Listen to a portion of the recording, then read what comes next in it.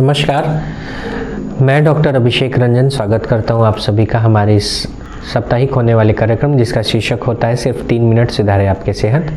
आज हम बात करेंगे ऐसे रोग की जिसमें पेशेंट्स को बहुत ज़्यादा घुटन महसूस होती है। हो सकता है पेशेंट्स को सांस लेने में भी तकलीफ हो या पेशेंट्स के सर में काफ़ी तेज़ दर्द हो और इसके साथ साथ गले में खराश भी हो सकता है।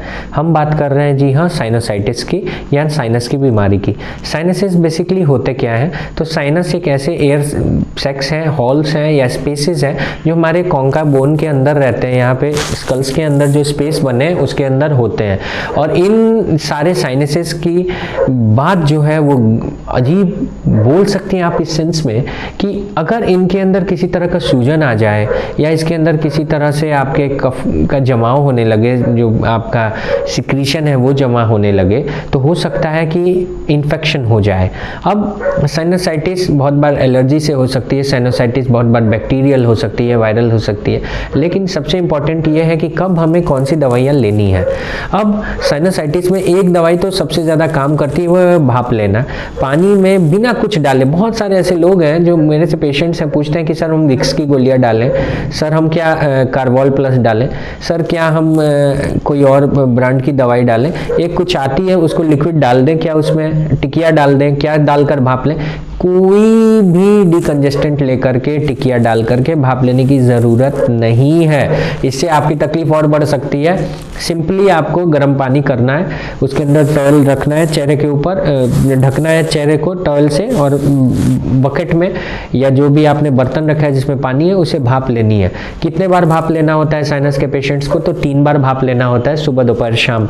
इससे फ़ायदा क्या होता है? फ़ायदा ये होता है कि जो जमाव है वो आपका धीरे धीरे सही भाप की वजह से, हीट की वजह से पतला होता है, कम होता है और सूजन कम होती है, तो आपको रिलैक्स मिलता है। दवाइयाँ क्या हैं जो देते हैं?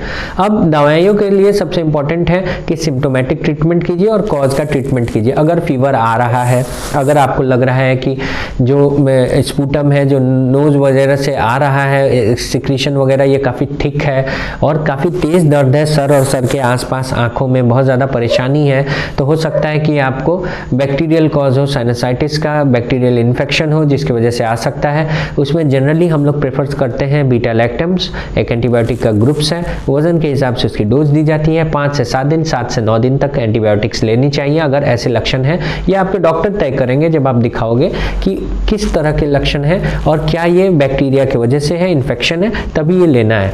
वायरल हो या अदर देन वायरल कॉज हो तो ज़रूरत नहीं होती एंटीबायोटिक्स लेने की। आप अपने सिक्रीशंस को कम करने के लिए, जो एलर्जी को कम करने के लिए आप जो एंटी एलर्जिक मेडिसिन हैं वो ले सकते हैं।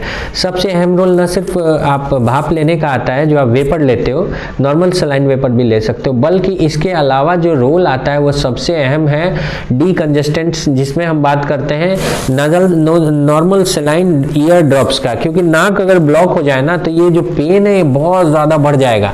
इसी वजह से भाप लेने के साथ साथ नॉर्मल सलाइन यानी नमक मिश्रित पानी का डिस्टिल वाटर के साथ नेज़ोक्लियर या बहुत सारे ऐसे अलग अलग ब्रांड से बहुत सस्ती दवाइयाँ होती हैं, 10 रुपये 15 रुपये का एक ड्रॉप आता है, उससे कोई साइड इफेक्ट नहीं होता।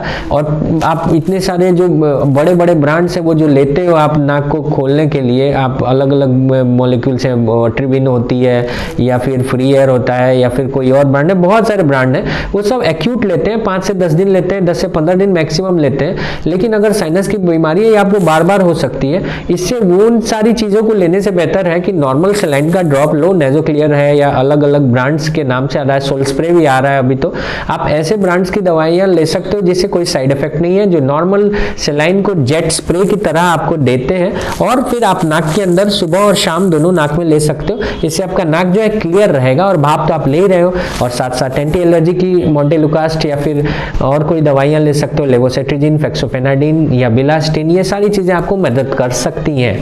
इस वजह से आप सभी के लिए ये जानकारी थी कि कब साइनसाइटिस में लेनी चाहिए एंटीबायोटिक, कब नहीं, और भाप का क्या प्रयोग है, और इसके अलावा भाप लेने के अलावा हम कौन सा नाक का स्प्रे ले सकते हैं जिससे हमारा नाक जो है वो ब्लॉक ना रहे। बहुत इंपॉर्टेंट जानकारी आप सभी के लिए इस वीडियो के सहारे। जय हिंद।